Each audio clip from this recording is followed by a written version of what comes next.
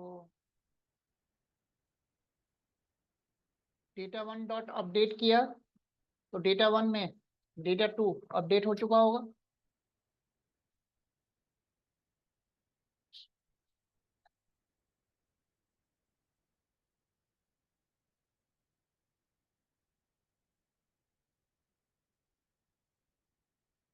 Data one में data to last में क्या होगा, सारा ऐड हो जाएगा। लास्ट में ही होगा हमेशा। ठीक है।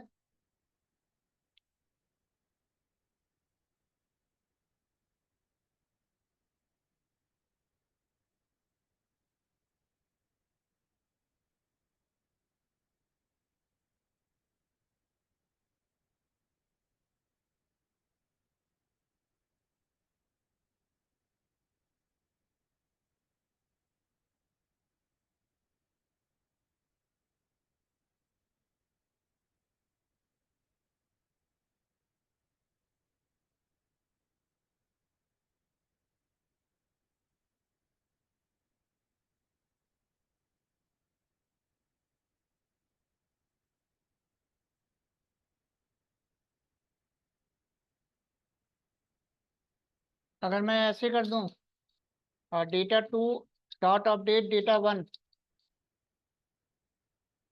अब क्या होगा?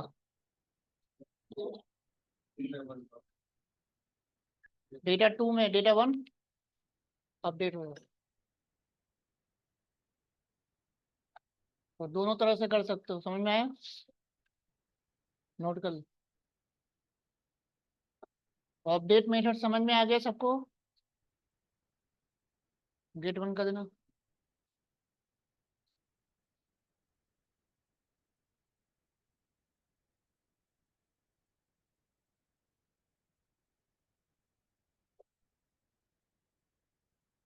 इसके बाद है फ्रॉम कीज।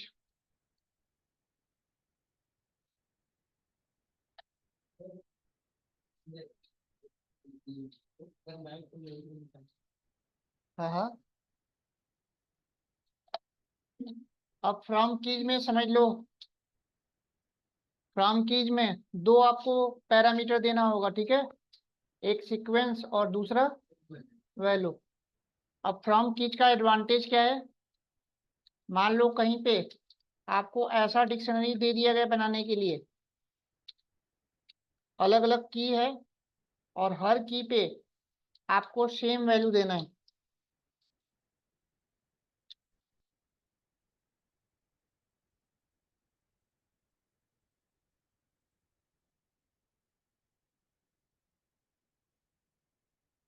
क्वेश्चन समझ में आ रहा है? आपको एक ऐसा डिक्शनरी बनाना है जिसमें अलग अलग की पे सब में सेम वैल्यू देना है। तो आप अगर मैनुअली दोगे तो बार बार देना पड़ेगा। अब मैं चाहता हूं कि एक बार मैं वैल्यू दूं और जितने भी डिक्शनरी के अंदर की है वो वैल्यू ऑटोमेटिकली सब में क्या हो, कॉपी हो जाए, बार बार हमें वैल्यू देना ना पड़े। आधी बात समझ में? तो ऐसा करने के लिए आपको फ्रॉम कीज यूज करना होगा। प्रॉब्लम समझ में आया सबको?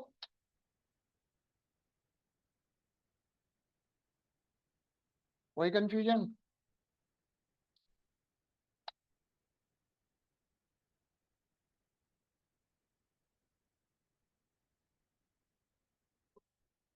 तो कैसे करेंगे, ध्यान से देखना।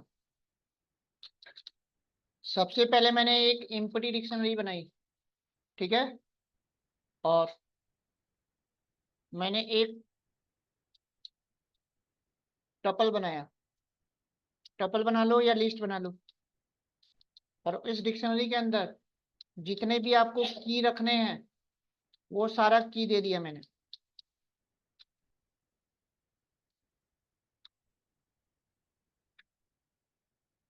यहां तक कोई डाउट किसी को? अब मैं क्या करूंगा, data dot from keys sequence pass कर दिया और 100 वैल्यू पास कर दिया। अब जब प्रिंट करके डेटा को डिस्प्ले करोगे तो जितने भी की है सब में 100 वैल्यू कॉपी हो गया, बार बार देना नहीं पड़ा ना। तो ऐसे सिचुएशन में आपको फ्रॉम की यूज करना होगा। समझ में आया सबको? नोट कर लो।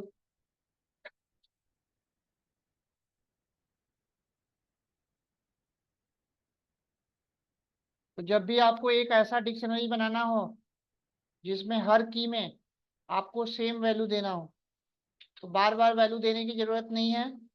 एक बार वैल्यू दोगे अपने आप वो कॉपी कर लेगा।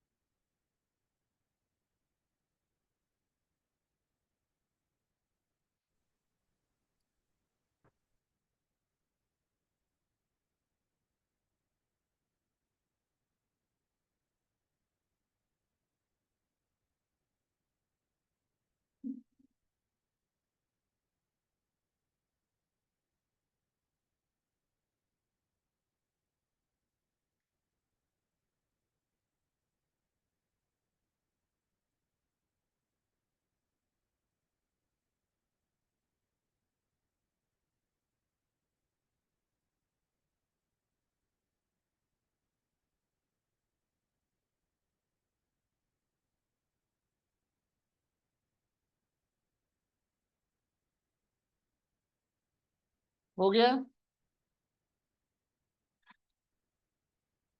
कॉपी, कॉपी समझ में आ ही रहा है।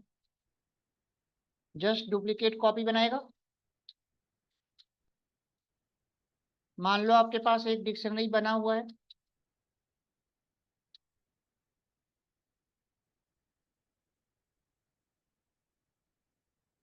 और जस्ट इसका आपको एक डुप्लीकेट बनाना है।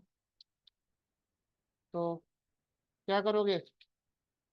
डेटा 1 डॉट कॉपी, और इसको डेटा 2 में क्या करो? स्टोर करो।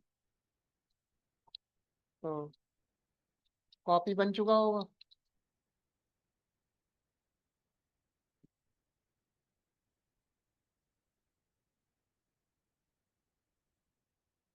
जस्ट उसका एक डुप्लीकेट कॉपी बन गया। आ रही बात समझ में? जैसे हम फोटो स्टेट कराने जाते हैं, ओरिजिनल भी होता है और उसका जेरोक्स भी होता है। तो डेटा 1 और डेटा 2 दोनों में सेम वैल्यू होगा।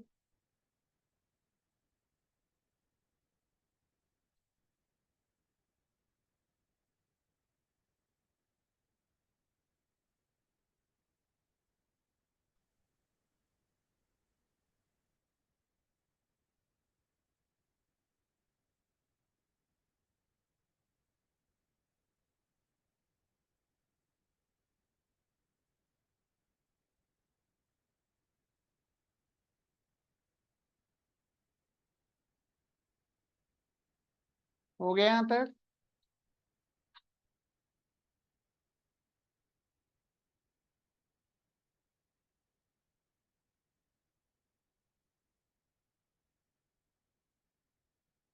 अब है आपका गेट।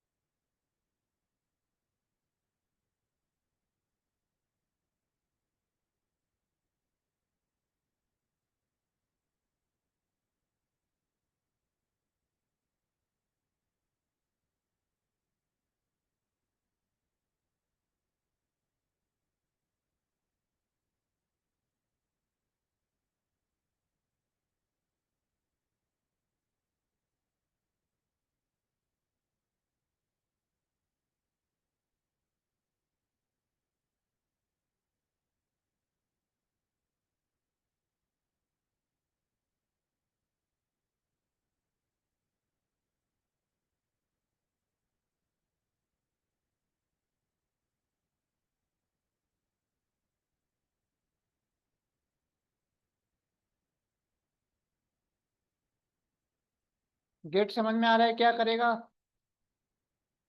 गेट के अंदर जो भी आप की दोगे अगर वो की अगर डिक्शनरी के अंदर होगा तब तो वैल्यू दिखा देगा, और अगर आपने ऐसा की दे दिया जो डिक्शनरी में नहीं है तो एरर नहीं देगा, नन देगा।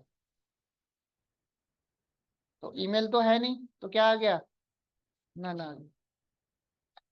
समझ में आया सबको? तो गेट में अगर आपने कोई ऐसा की दे दिया जो डिक्शनरी में एग्जिस्ट नहीं करता है तो एरर नहीं देगा, नन देगा।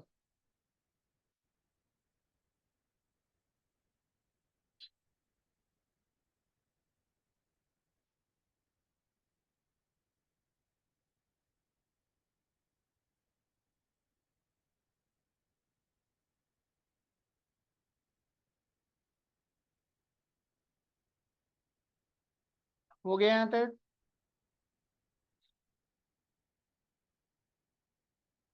तो ये काम तो हम ऐसे भी डायरेक्ट भी कर सकते हैं। तो अब अगर आपसे क्वेश्चन पूछ लिया इंटरव्यू में,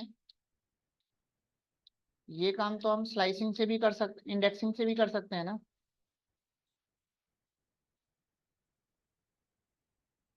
तो डिफरेंस क्या बताओगे? हाँ, तो अगर इंडेक्सिंग में अगर मैंने कोई ऐसा इंडेक्स दे दिया जो डिक्शनरी में एग्जिस्ट नहीं करता तो यहाँ पे की एरर आ जाएगा, और ऊपर वाले में की एरर नहीं आएगा, नन आएगा। Difference clear? तो डिफरेंस नोट कर लेना। ये काम हम इंडेक्सिंग से भी कर सकते हैं, लेकिन इंडेक्सिंग के केस में अगर आपने कोई ऐसा की दे दिया जो डिक्शनरी में एग्जिस्ट नहीं करता तो यहाँ पे की एरर देगा, और यहाँ पे क्या देगा, नन देगा। आई बात समझ में? दोनों में डिफरेंस क्लियर? नोट कर लो।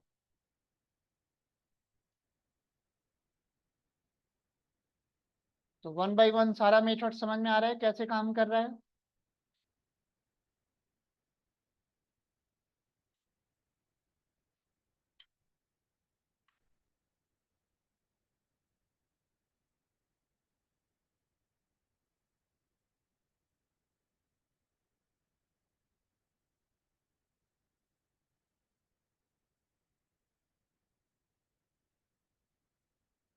अब तो डिक्शनरी के सारे मेथड हो गए ना?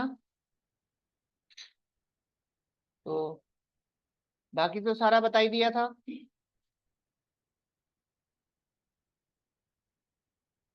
चौथा नंबर कौन सा? ये तो बताया नहीं हूँ। ये बताया कहाँ हूँ? तो बोलना था ना कि नहीं बताया। बाकी तो सब क्लियर है। तो इसमें एक डिक्ट डिक्ट फंक्शन भी था जो कल बताया नहीं था ना। तो डिक्ट फंक्शन के बारे में नोट कर लो।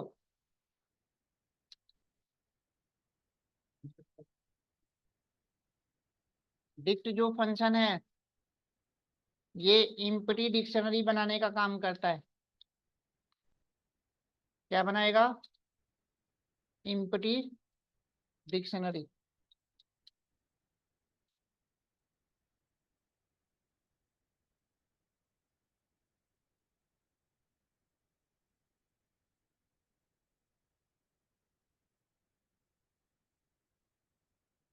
तो डिक्ट फंक्शन का यूज होगा इम्पटी डिक्शनरी बनाने में।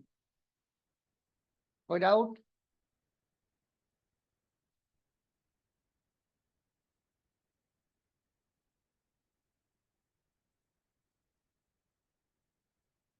यहाँ तक हो गया सबका?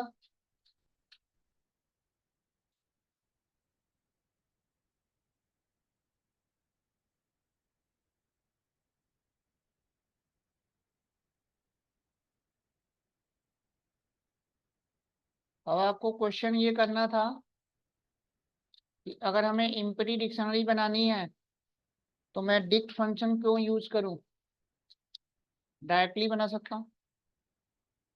तो फिर डिक्ट फंक्शन की तो जरूरत है ही नहीं ना।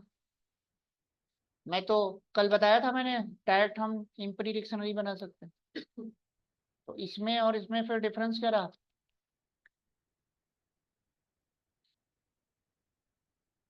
ये भी एम्प्टी डिक्शनरी बना रहा है और ये भी एम्प्टी डिक्शनरी बना रहा है। तो जब हम डायरेक्ट एम्प्टी डिक्शनरी बना सकते हैं तो डिक्ट फंक्शन की जरूरत क्या है, बताओ।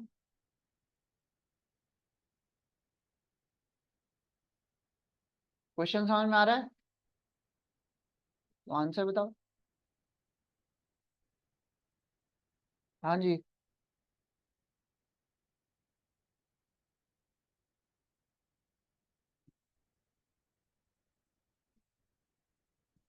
बताओ। ठीक। तो इससे रिलेटेड एक इंटरव्यू में क्वेश्चन पूछेगा तो वहां पे हमें डिक्ट यूज करना होगा, ठीक है। इंटरव्यू क्वेश्चन क्या है, देख लो। आपके पास दो अलग अलग लिस्ट है। एक लिस्ट में अलग अलग एम्प्लॉय की आईडी है और दूसरे लिस्ट में एम्प्लॉय का नाम है।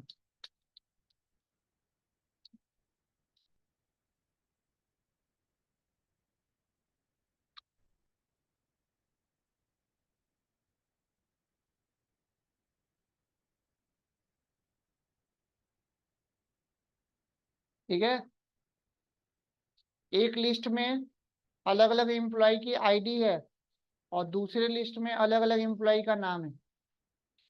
अब आपको एक लाइन का कोड लिखना है और उस कोड को जब मैं रन करूं तो ये दोनों लिस्ट की मैपिंग होके डिक्शनरी बन जाए। तो जो आईडी है वो डिक्शनरी का की बन जाए और जो नेम है वो वैल्यू बन जाए। मतलब आउटपुट कुछ ऐसा आना चाहिए, 11 अमन, 22 दीपक, 33 पंकज, 44 करोड़। क्वेश्चन समझ में आया। तो दो लिस्ट की मैपिंग करके आपको डिक्शनरी बनाना है। तो ऐसा करने के लिए मैं क्या करूंगा, डिक्ट फंक्शन के अंदर डिक्ट फंक्शन क्या बनाएगा, इम्पटी डिक्शनरी। और इसके अंदर मैं जिप फंक्शन के अंदर ये लिस्ट पास कर दूंगा। बस काम हो गया। अब जब मैं डेटा को डिस्प्ले करूंगा तो डिक्शनरी बन चुका।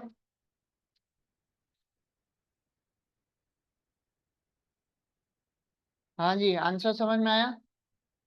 तो ऐसे सिचुएशन में आपको डिक्ट यूज करना होगा।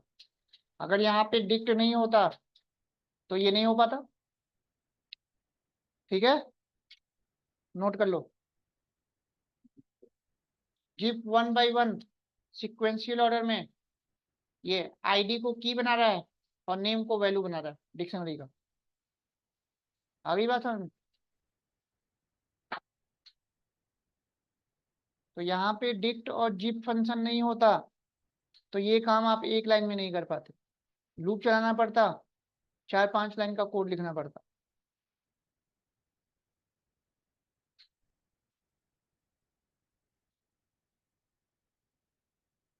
क्लियर।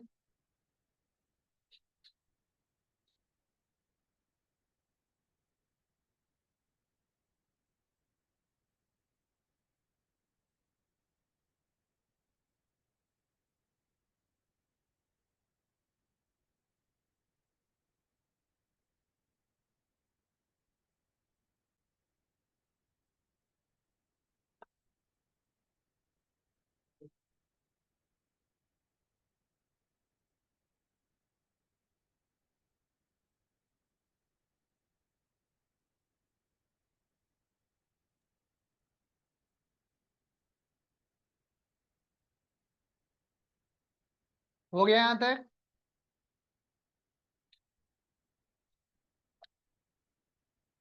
चलो नेक्स्ट हेडिंग डालो।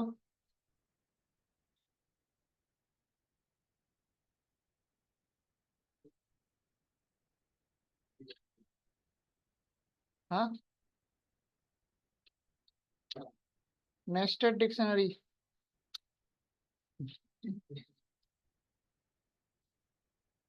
तो डिक्शनरी के अंदर अगर डिक्शनरी यूज कर लोगे तो उसको क्या बोलोगे, नेस्टेड। जैसे हमने नेस्टेड लिस्ट पढ़ा था, लिस्ट के अंदर लिस्ट बनाया था। अब मान लो आपको एक सिंगल वेरिएबल में मल्टीपल एम्प्लॉय का रिकॉर्ड मेंटेन करना है, तो नेस्टेड डिक्शनरी बनानी पड़ेगी।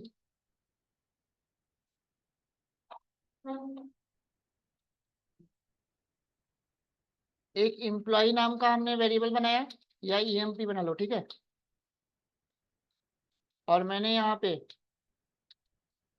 डिक्शनरी के अंदर डिक्शनरी यूज कर ली, ठीक है।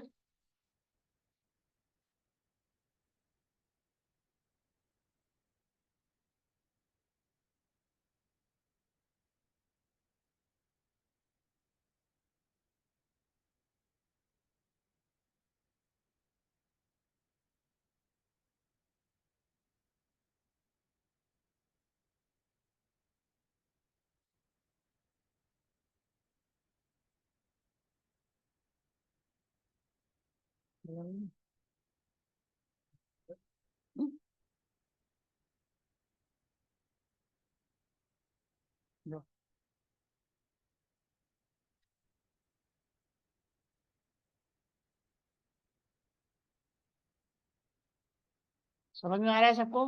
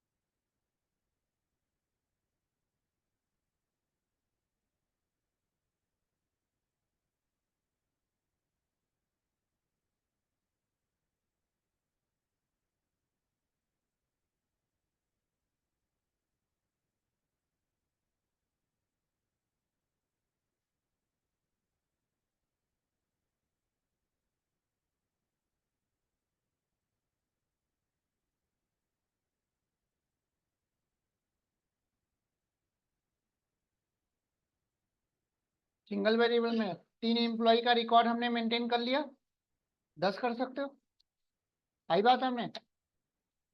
अब अगर मैं यहाँ पे ईएमपी 2 करूंगा तो सेकेंड वाला रिकॉर्ड आ जाएगा। बात समझ में आई? नोट कर लो।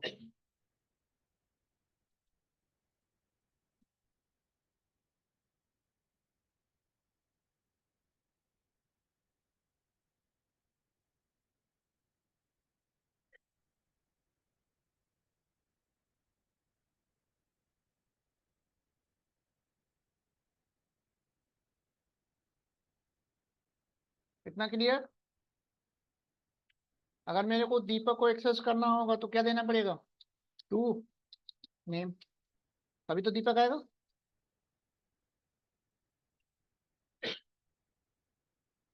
बात आ रही है समझ में?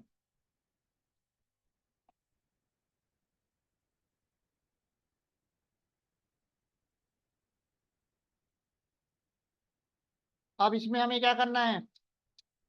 एक नया रिकॉर्ड ऐड करना है। तो फिर मैंने क्या किया, 4 इंडेक्स पे एक इम्पटी बनाई, और इसके बाद अलग अलग मैंने ऐड कर दिया। यार है सबको समझ में?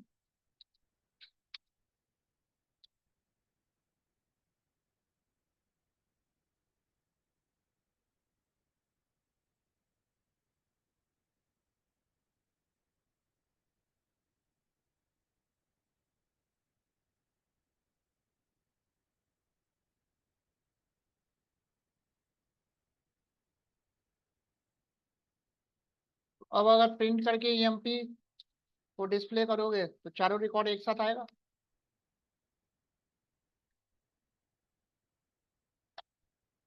कोई कंफ्यूजन?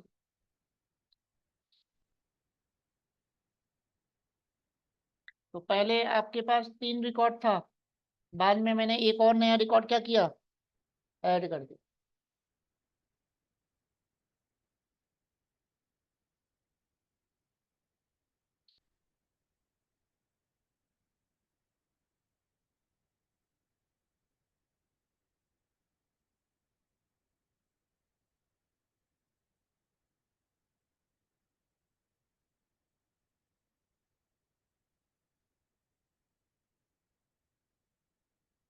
हो गया।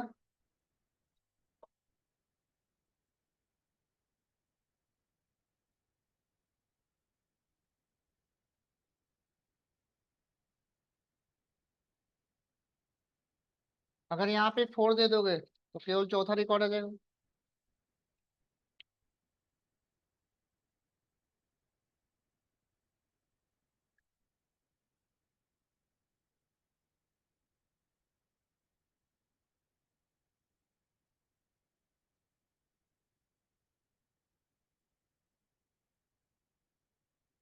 कोई कंफ्यूजन? अब मान लो अभी 4 रिकॉर्ड है, मेरे को एक रिकॉर्ड को डिलीट करना है, तो क्या करूंगा? अब अगर आप प्रिंट करके डिस्प्ले करोगे तो तीसरा कंप्लीट रिकॉर्ड डिलीट हो चुका हो। एक साथ 2 रिकॉर्ड डिलीट करना है।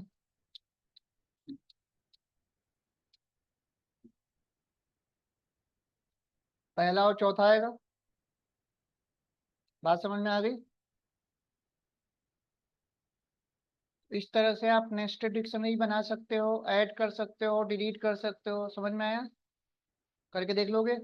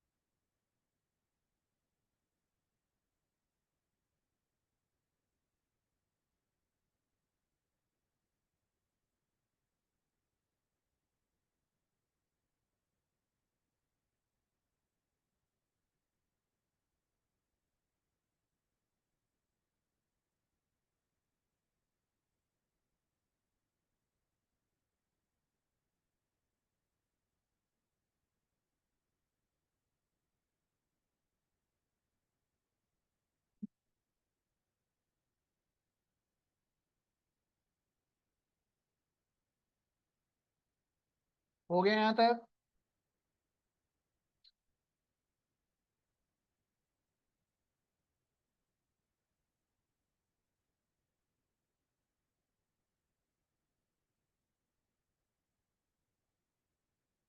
अब लिखो सेट डेटा टाइप।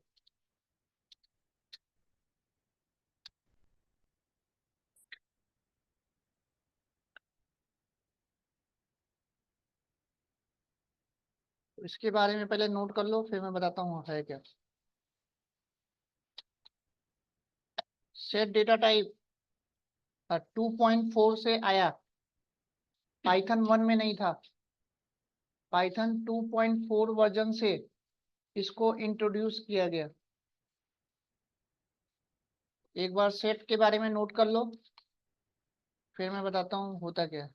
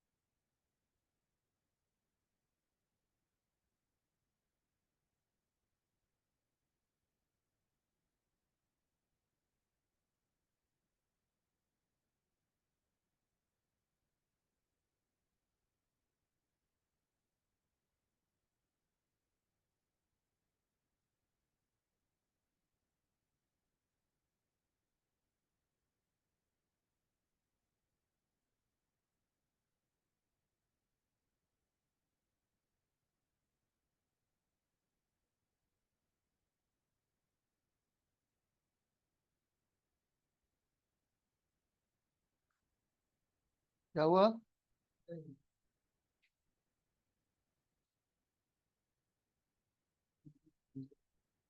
हाँ,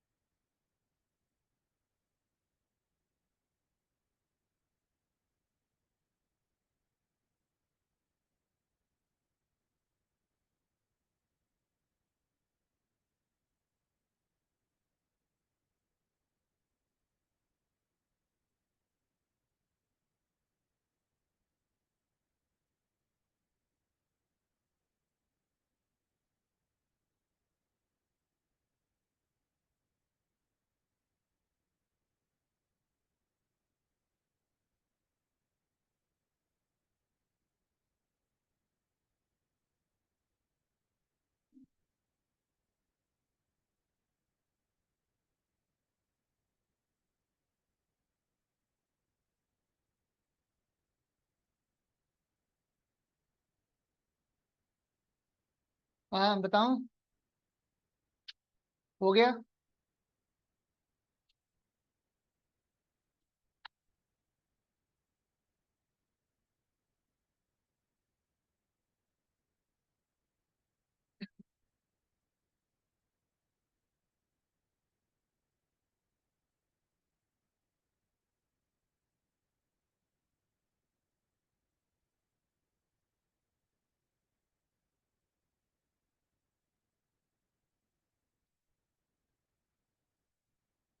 एक तो ये म्यूटेबल होता है, ठीक है। सेट बनाने के लिए भी आपको कर्ली ब्रेसेस ही यूज करना है। तो आप देख के कैसे बताओगे कि ये डिक्शनरी है या फिर सेट है? तो डिक्शनरी की और वैल्यू का पेयर होता है, सेट में की और वैल्यू का पेयर नहीं होता, ओनली वैल्यू होता है। समझ में आया? और इसका नाम सेट इसलिए रखा क्योंकि इसमें रिपीटेड अगर वैल्यू होगी तो उसको वो यूनिकली एक बार डिस्प्ले करेगा। आ गई बात समझ में? और सेट आपका अनऑर्डर्ड होता है। अनऑर्डर्ड का मतलब ये है कि जिस ऑर्डर में आप बनाओगे उस ऑर्डर में वो डिस्प्ले नहीं करेगा।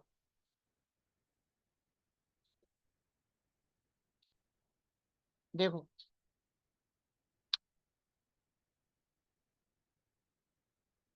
मैंने एक सेट बनाया, ठीक है।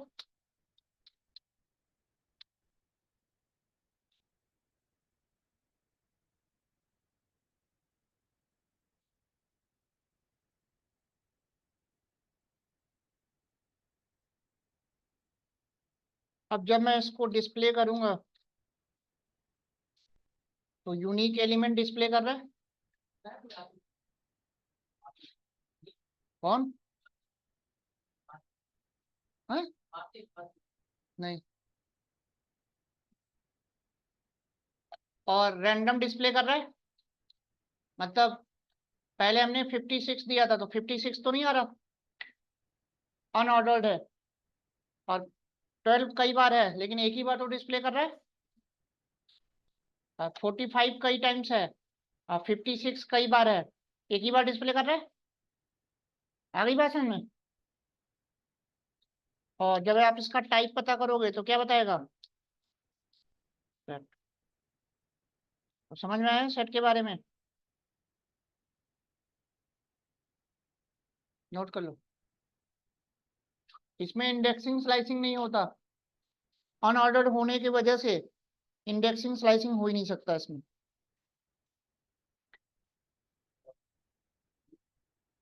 तो इसमें इंडेक्सिंग स्लाइसिंग का कॉन्सेप्ट इसमें सपोर्ट करेगा ही नहीं।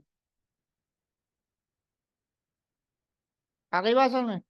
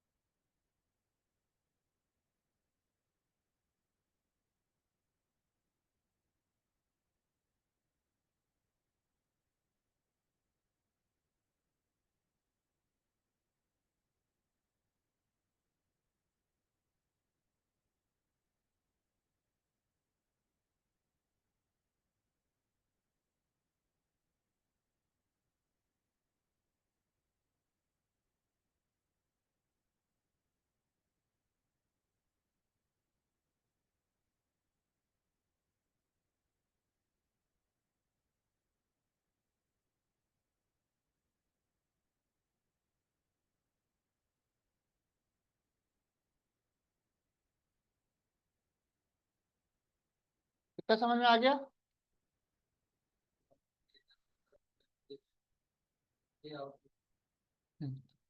सेट का मतलब ही होता है वो यूनिक सेट बनाता जाएगा। जितने भी रिपीटेड एलिमेंट होगा ना, उसको यूनिकली केवल एक ही बार दिखाएगा। इसीलिए इसका नाम क्या रखा गया, सेट। आई बात समझ में? तो जब भी आपको ऐसी कहीं जरूरत पड़ गई कि एक वेरिएबल में आपको यूनिकली एलिमेंट स्टोर करना है, तो वहां पे आप क्या यूज करोगे, सेट। लिस्ट में, टपल में, डिक्शनरी में रिपीटेड वैल्यू तो लेता है, लेकिन सेट के अंदर वो रिपीटेड वैल्यू नहीं लेगा। आ गई बात समझ में?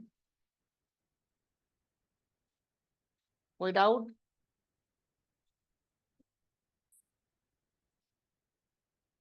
एक बार कंपेयर देख लो, तीनों में कंपेयर।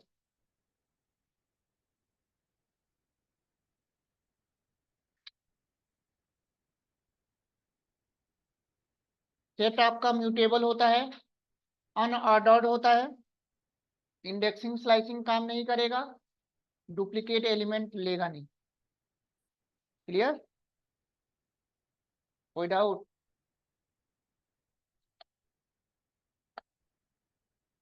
चलो अब इसके फंक्शंस देखो कैसे काम करता है।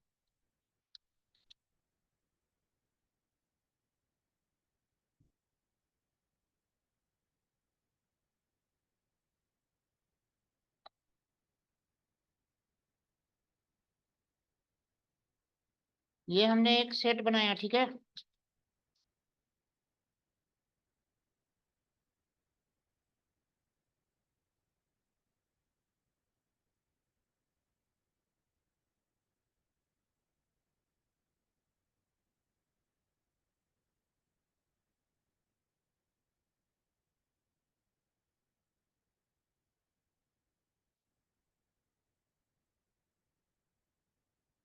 इसका जब आप टाइप पता करोगे तो क्या आएगा, set।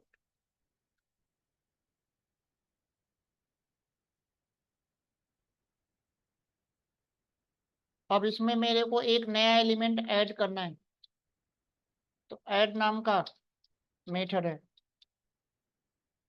रैंडमली ऐड कर देगा।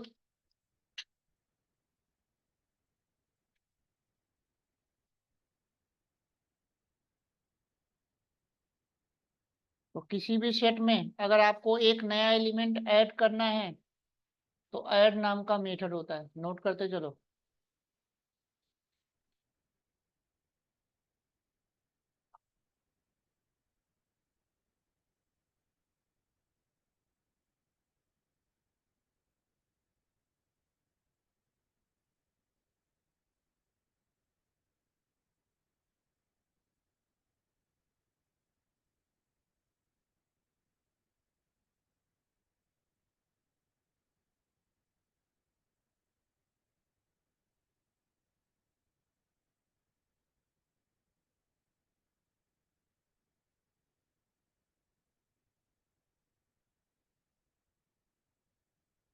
इतनी बात समझ में आ गई?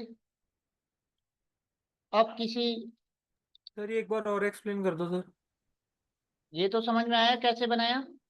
Yes sir. तो आपको पता है कि सेट के अंदर वो यूनिक एलिमेंट लेगा। अब अभी सेट के अंदर तीन एलिमेंट है, एक नया एलिमेंट ऐड करना था, तो हमने ऐड मेथड यूज कर लिया, तो इसने ऐड कर दिया। हाँ जी, आया समझ में? यस सर आ गए। अब मेरे को किसी एलिमेंट को रिमूव करना है, तो रिमूव नाम का मेथड है। तो अब जब डिस्प्ले करोगे तो पीएचपी रिमूव हो गया होगा। तो ऐड मेथड का यूज करके आप ऐड करोगे, और रिमूव मेथड का यूज करके रिमूव करोगे।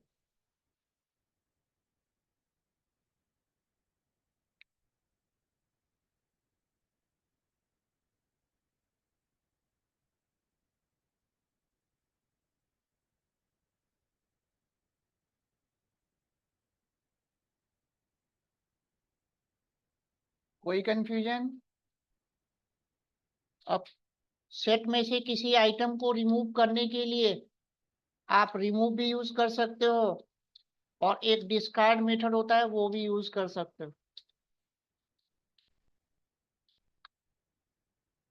तो आप रिमूव यूज करो या डिस्कार्ड यूज करो, दोनों एक जैसा काम कर रहा है।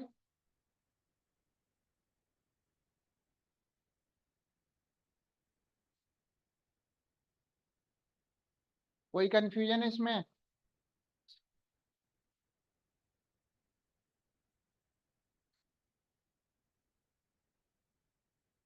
अब अगर आपसे डिफरेंस पूछ लिया कि रिमूव में और डिस्कार्ड में डिफरेंस क्या है, तो क्या बताओगे?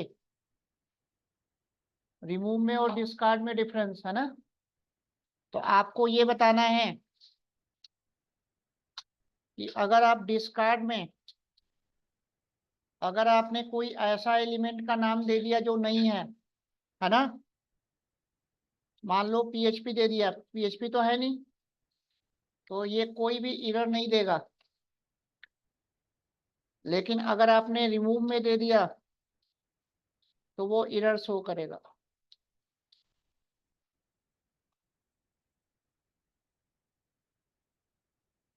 डिस्कार्ड में और रिमूव में डिफरेंस क्लियर? काम दोनों का सेम है, बस डिफरेंस ये है कि डिस्कार्ड में अगर आपने ऐसा एलिमेंट दे दिया जो नहीं है तो ये एरर शो नहीं करता, और रिमूव एरर शो करता है।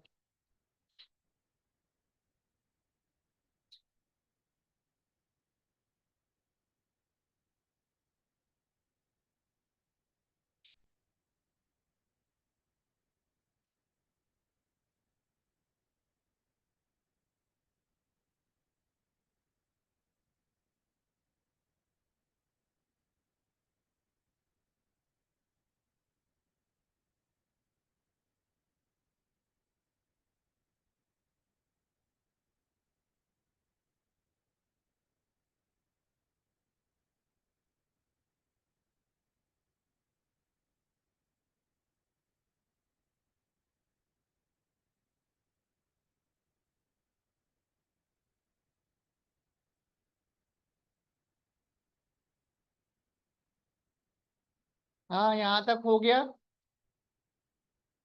अब अगर आपको सेट को अगर खाली करना हो तो क्लियर मेथड यूज करोगे, तो ये डिलीट नहीं करता है, एम्प्टी कर देता है। और बाद में ऐड का यूज करके आप ऐड कर सकते हो।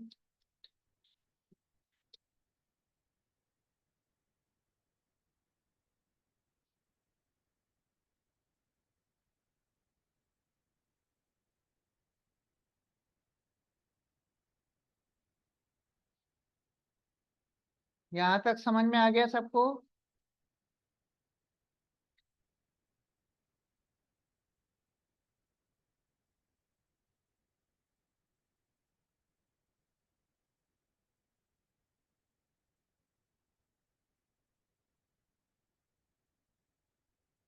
और अगर कंप्लीट डिलीट करना है तो डेल कीवर्ड यूज होगा।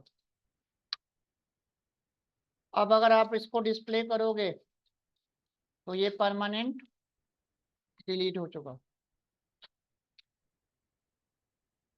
वन बाय वन सारा मेथड समझ में आ रहा है सेट का?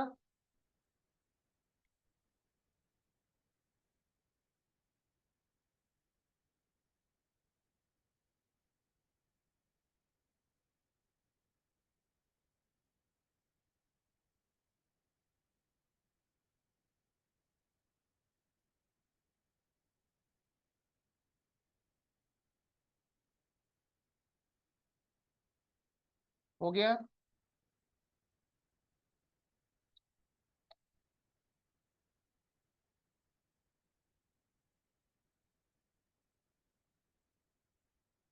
यहाँ तक सबका हो गया?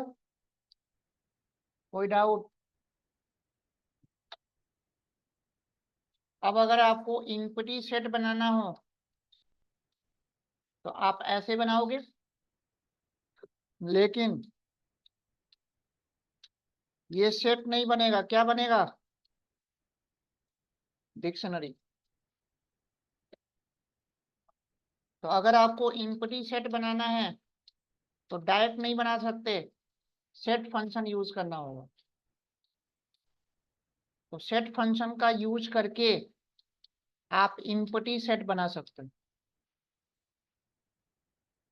डायरेक्ट नहीं बना सकते। डायरेक्ट बनाओगे तो वो डिक्शनरी बनेगा। क्लियर? तो इंटरव्यू में पूछ लिया कि आपको इम्पटी सेट बनाना है तो आप कैसे बनाओगे, तो उसके लिए आपको सेट फंक्शन यूज करना होगा। तो बिना सेट फंक्शन यूज किए आप इम्पटी सेट नहीं बना सकते।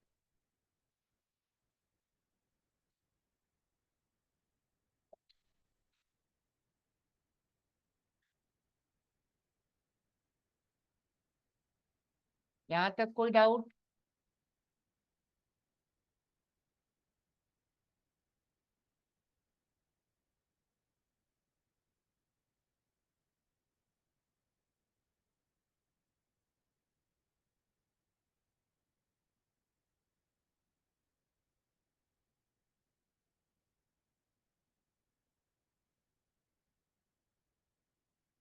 हो गया यहाँ तक? मान लो आपके पास एक सेट बना हुआ है,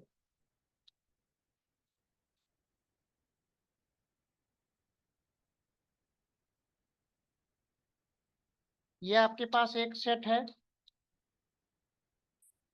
और इस सेट की वैल्यू को कॉपी करना है।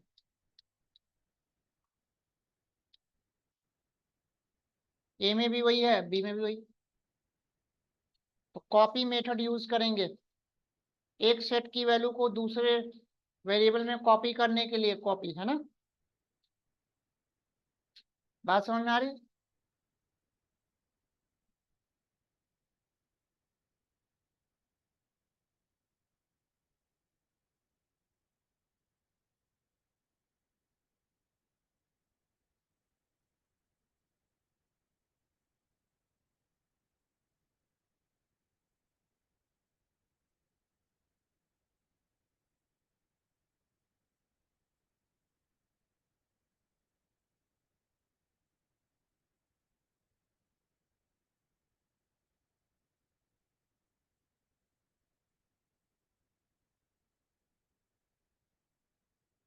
इतना क्लियर?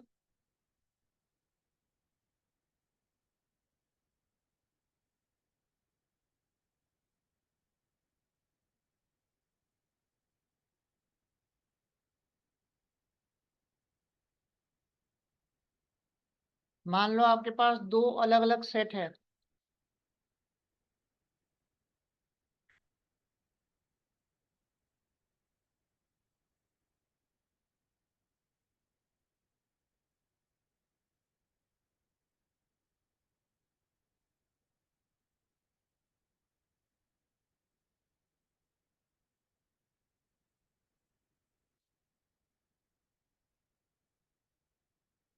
ठीक है? अपडेट करना है, A dot update B. Update हो गया? रैंडम अपडेट कर देगा, कहीं पे भी ऐड कर देगा। समझ में आ रहा है? अनऑर्डर्ड है इसीलिए इसको अनऑर्डर्ड बोलते हैं, एक सिक्वेंशियल ऑर्डर में ऐड नहीं होगा। बात समझ में आई सबको?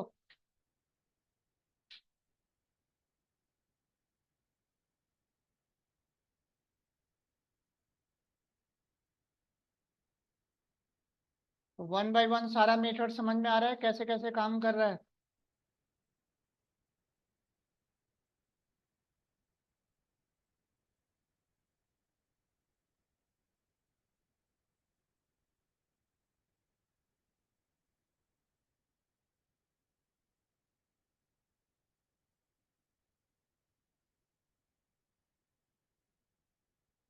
यहाँ तक हो गया सबका?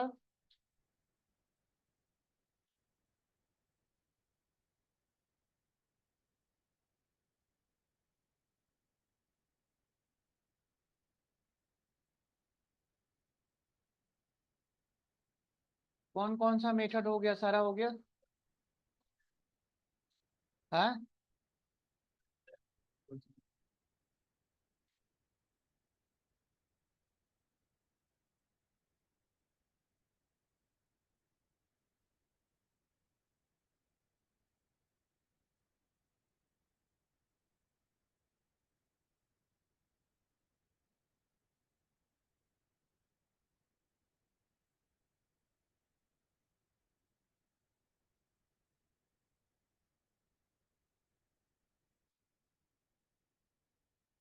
ए डॉट पॉप करोगे तो रैंडम कोई भी एक डिलीट कर देगा।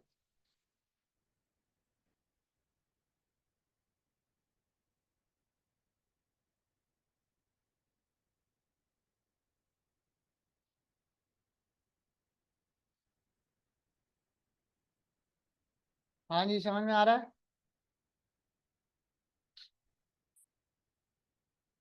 रैंडमली किसी भी एक एलिमेंट को डिलीट कर देगा। इंडेक्स तो होता नहीं है।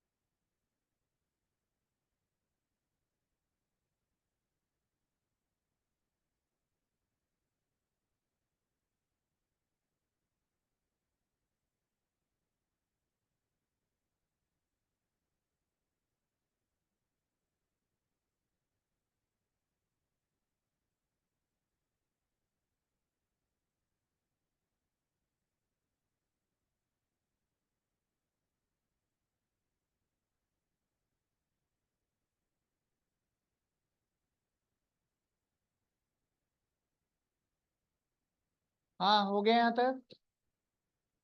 चलो, नेक्स्ट नोट करो।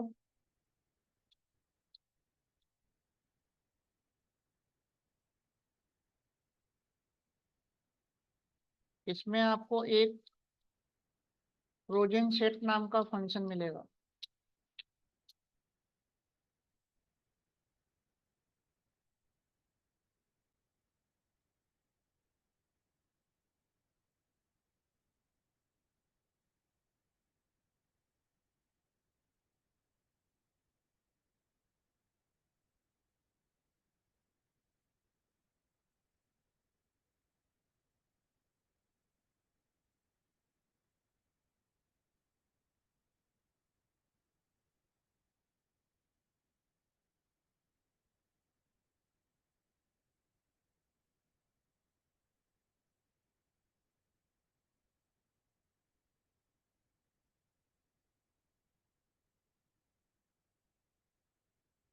तो अभी मैंने बताया था कि सेट आपका म्यूटेबल होता है, लेकिन अगर मेरे को इम्यूटेबल टाइप का सेट बनाना है तो फ्रोजन सेट यूज करना होगा। तो अगर आपने फ्रोजन सेट का यूज करके अगर सेट बना दिया तो वो फ्रीज हो जाएगा टपल की तरह। अब उसको आप मॉडिफाई नहीं कर सकते। देखें, लिख लिए। तो इंटरव्यू में आपसे पूछा जाएगा फ्रोजन सेट होता क्या है ना? तो अब मैं क्या करूंगा, यहाँ पे फ्रोजन सेट फंक्शन का यूज करके मैं सेट बनाऊंगा।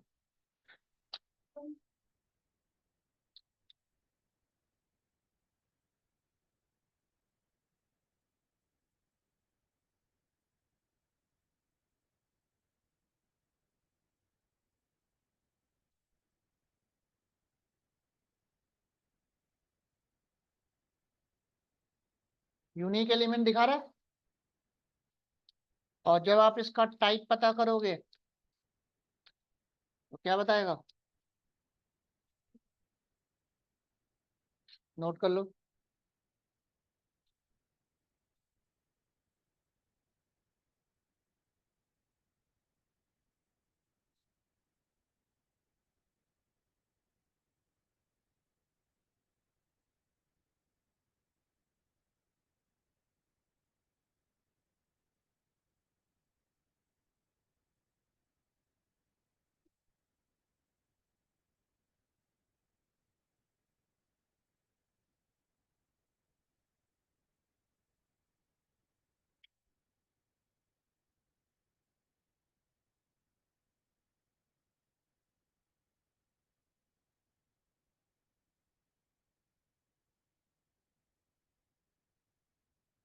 इतनी बात समझ में आ गई नहीं आई? अब आप इसमें कोई नया एलिमेंट ऐड करना चाहोगे तो ऐड नहीं होगा, ना ऐड होगा, ना रिमूव होगा,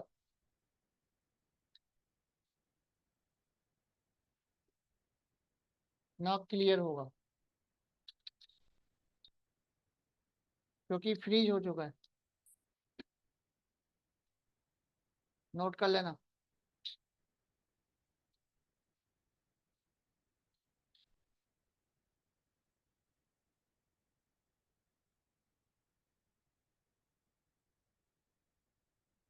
समझ में आया? तो फ्रोजन सेट का अगर यूज करके अगर आप सेट बनाते हो तो ये टपल की तरह इम्यूटेबल होगा। एक बार जो वैल्यू दे दिया वो फिक्स हो जाएगा, उसको कोई चेंज नहीं कर सकता।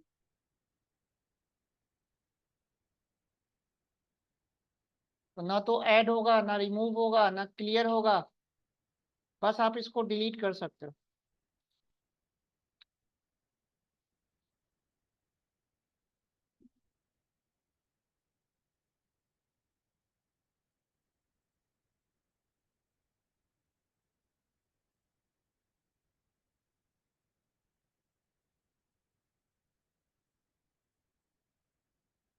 कोई डाउट?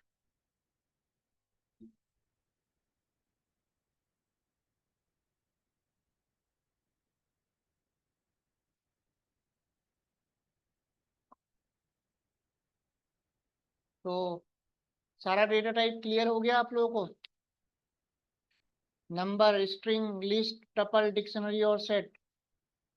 कोई डाउट? चलो, हो गया यहाँ तक? आगे नोट करो।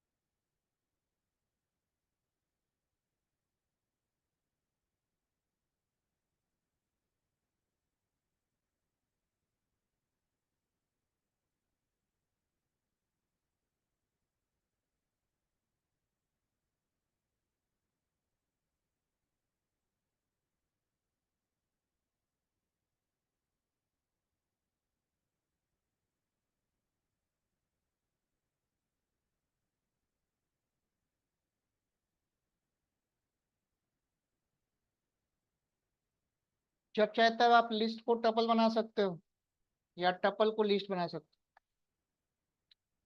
हो। तो टपल नाम का इसमें फंक्शन होता है, तो किसी भी लिस्ट को आप टपल में टाइप कास्ट कर सकते हो।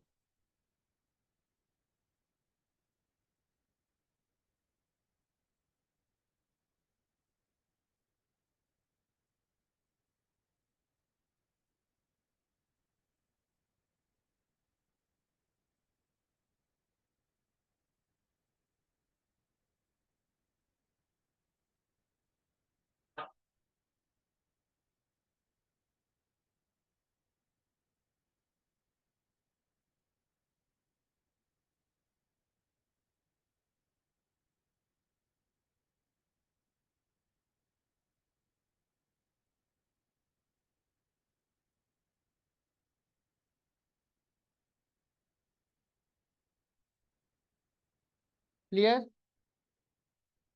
टपल टू लिस्ट लिखो।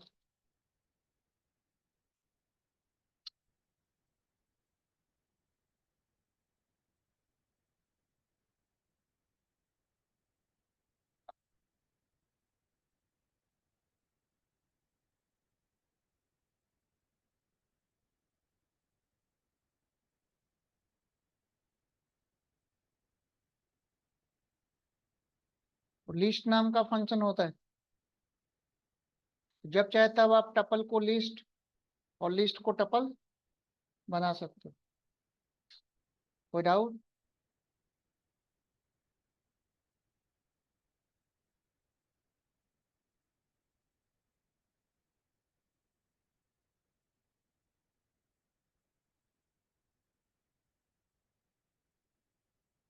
तो इस तरह से आपका सारा डेटा टाइप कंप्लीट हो गया। अब कल से हम प्रोग्रामिंग स्टार्ट करेंगे। मेन पाइथन आपकी कल से स्टार्ट होगी। तो अभी तक तो बिल्कुल बेसिक चल रहा था, ठीक है। तो कल से हम प्रोग्रामिंग स्टार्ट करेंगे। और कल मैं आप लोगों को बहुत सारा असाइनमेंट दूंगा, वो सारा करके दिखाना है, ठीक है।